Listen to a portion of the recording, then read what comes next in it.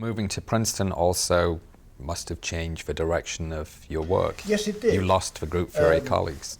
The atlas of groups, that was something that I spent with my co-authors, there were 5 authors in all, the last 15 years of my time in Cambridge. Every now and then we got guilty of playing backgammon and did an afternoon's work on the atlas, and then that gave us the license to play backgammon for the next 3 weeks. Mind you, we discussed things all the time, you know. During the last year, we actually worked a lot on the atlas, tremendous amount. We had an arrangement whereby a man came from Oxford University Press, who were publishing it, once a month, and we delivered 25 pages to him each month.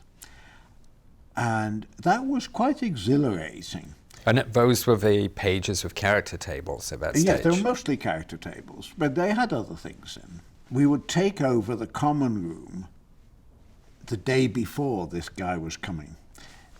There were a whole lot of chairs, you probably remember it, and we would assemble the material to go into one page on a chair, and there were 25 chairs, you know, therefore, for 25 pages.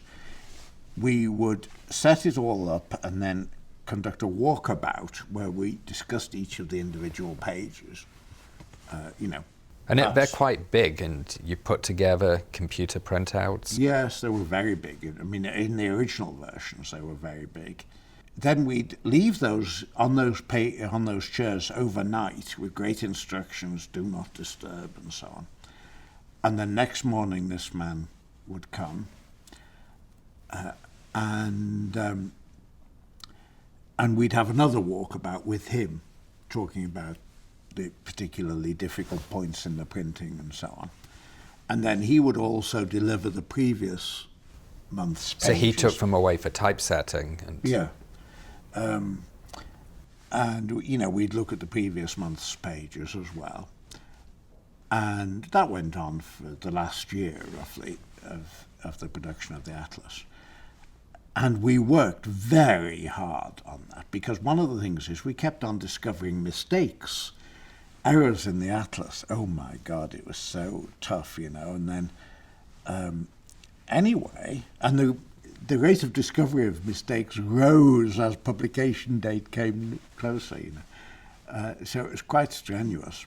The math department had to give its sort of annual report to the Science Research Council, or the DSIR, whatever it was called. In our year, they just sort of said, the atlas is what was produced, you know. It was the great thing.